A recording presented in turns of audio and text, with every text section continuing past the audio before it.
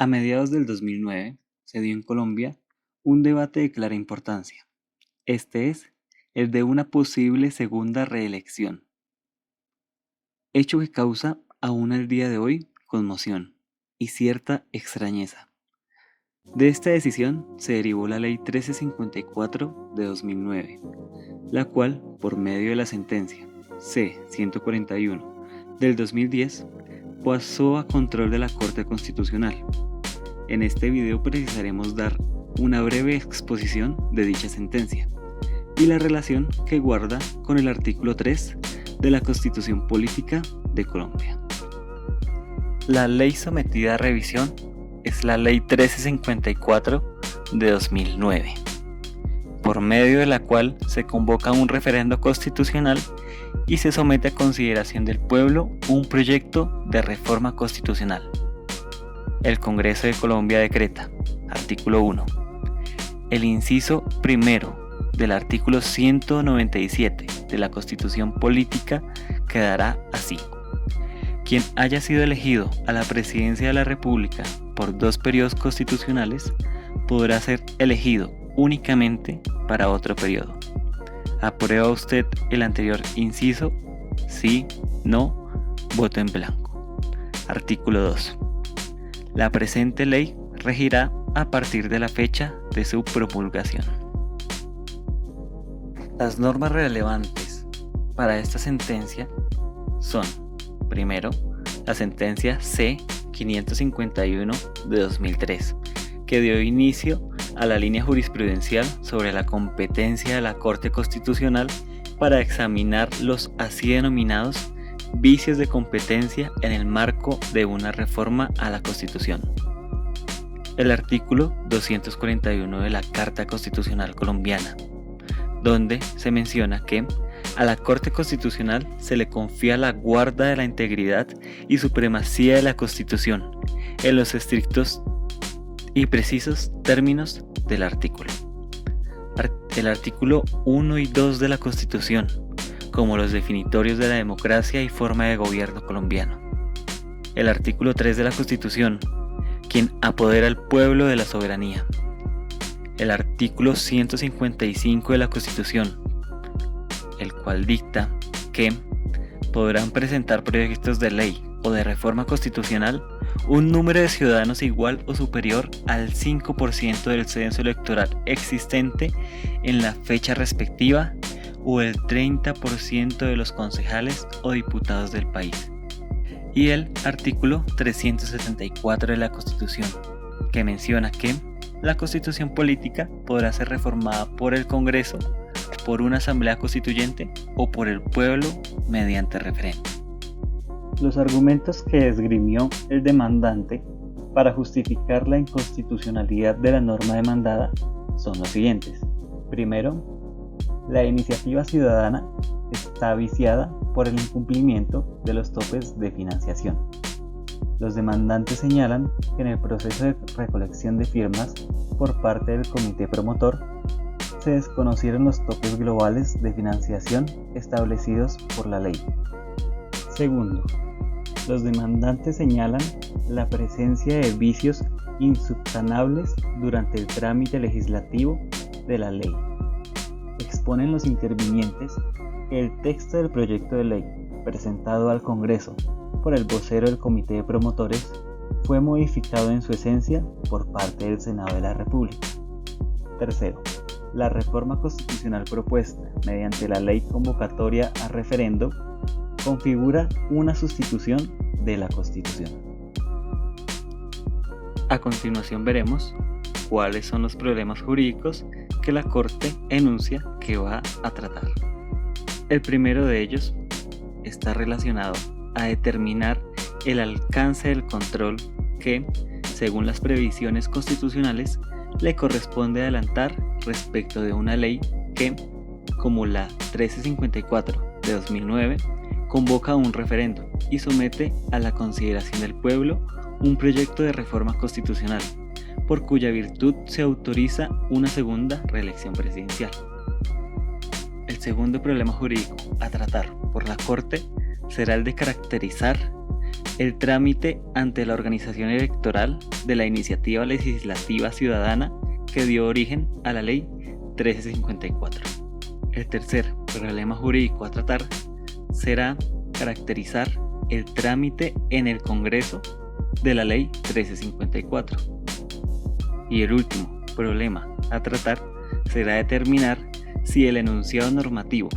contenido en la Ley 1354 de 2009 configura una sustitución a la Constitución. Pasaremos ahora a analizar las respuestas que dio la Corte Constitucional a los problemas anteriormente mencionados. Respecto del alcance del control, dado que el referendo constitucional, cuya convocación se busca mediante la ley que ahora se examina, es de iniciativa popular, resulta indispensable establecer las implicaciones de esa participación, a fin de determinar si constituye una manifestación del pueblo en ejercicio de una soberanía no sometida a límites jurídicos o si, por el contrario, se trata de un pronunciamiento ciudadano que está sometido a los cauces contemplados en el ordenamiento jurídico para producir una reforma constitucional. Respecto del trámite ante la organización electoral de la iniciativa legislativa ciudadana, la Corte argumenta que durante el trámite de la iniciativa legislativa ciudadana se presentaron diversas irregularidades vinculadas con la financiación de la campaña a favor de la iniciativa de reforma constitucional, las cuales, vistas de manera articulada, configuran una violación grave a principios cardinales sobre los cuales se estructura un sistema democrático, como son, entre otros, el de la transparencia y el del respeto por el pluralismo político del elector. En efecto, una organización ajena a la iniciativa, la Asociación Primero Colombia, adelantó gestiones propias de un comité de promotores, desconociendo, de manera flagrante, los mandatos del legislador estatutario y, en últimas, principios constitucionales propios del modelo de Estado Social de Derecho. Respecto de la caracterización del trámite en el Congreso de la Ley 1354 de 2009, la Corte Constitucional concluye que se configuraron vicios que afectan la constitucionalidad de la ley, por cuanto se dio inicio al trámite de la iniciativa legislativa ciudadana sin cumplir con los requisitos exigidos para la realización de los mecanismos de participación ciudadana, entre otros, los topes globales e individuales de financiación. Esta última resulta un elemento fundamental en la legitimación del proyecto de iniciativa, porque cumple una finalidad de salvaguarda de la democracia, evitando que mecanismos de participación, como la iniciativa legislativa, se conviertan en instrumento de grupos que, con el suficiente dinero y sin un límite en los recursos que les es posible utilizar, terminen por apropiarse de la voluntad popular ciudadana, en lo que a los mecanismos de participación se refiere, desdibujando completamente su esencia, como expresión espontánea de los distintos pareceres de la sociedad. Un segundo vicio que se configuró fue que, durante el tercer debate en Comisión Primera Constitucional Permanente del Senado, se modificó de manera sustancial la iniciativa legislativa ciudadana que había recibido el apoyo de más del 5% de los ciudadanos que integran el censo electoral vigente. La propuesta que había recibido el respaldo ciudadano estaba redactada en los siguientes términos: quien haya ejercido la presidencia de la República por 2 periodos constitucionales podrá ser elegido para otro periodo. Por lo tanto, estaba formulada en el sentido de permitir la segunda reelección del presidente de forma inmediata, mientras que el texto modificado en el tercer debate y finalmente aprobado por el Congreso de la República pregunta a los ciudadanos: quien haya sido elegido a la presidencia de la República por 2 periodos constitucionales podrá ser elegido únicamente para otro periodo. Es decir, va dirigido a permitir la segunda reelección del presidente de forma inmediata. Esta modificación tiene un carácter sustancial, pues pregunta sobre un supuesto completamente distinto al que recibió el apoyo popular. Por último, frente al problema acerca de que el enunciado normativo contenido en la Ley 1354 configura una sustitución a la Constitución, la Corte argumenta: es claro que cualquier alteración que ocurra en el ámbito competencial reservado al presidente o en su estatuto jurídico tiene notables repercusiones en toda la estructura estatal y en el conjunto de valores y principios que la sustentan.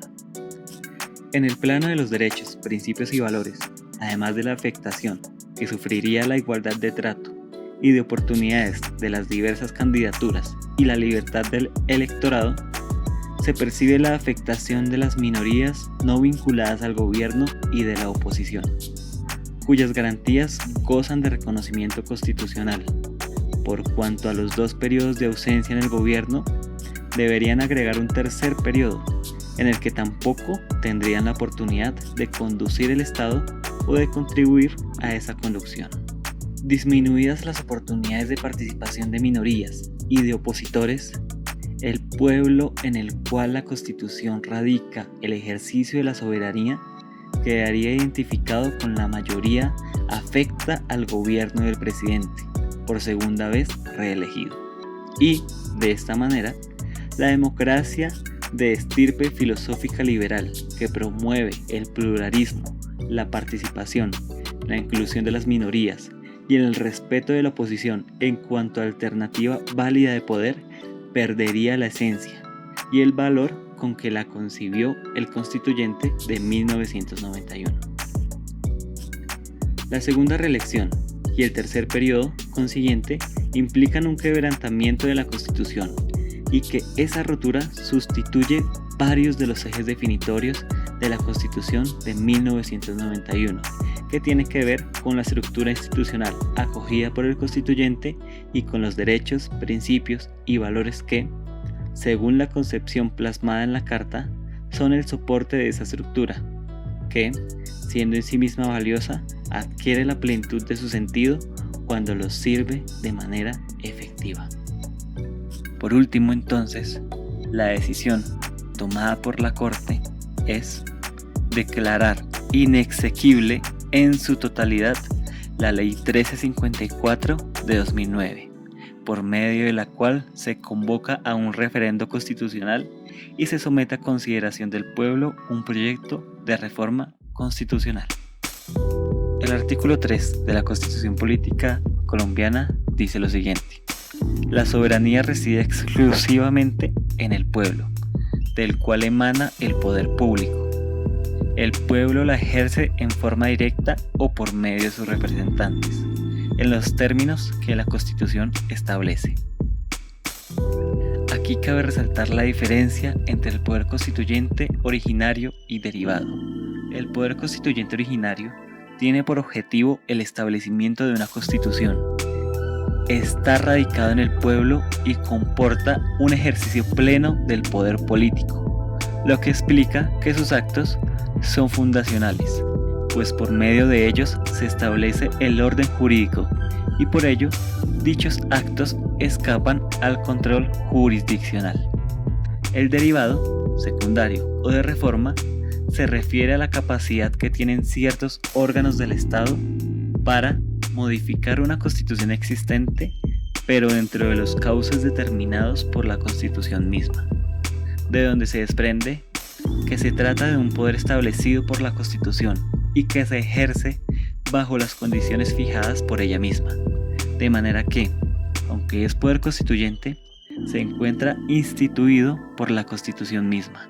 y es por ello derivado y limitado, así como sujeto a controles. A pesar de esto, cabe resaltar cuál es el papel del pueblo una vez se ha dictado la Constitución.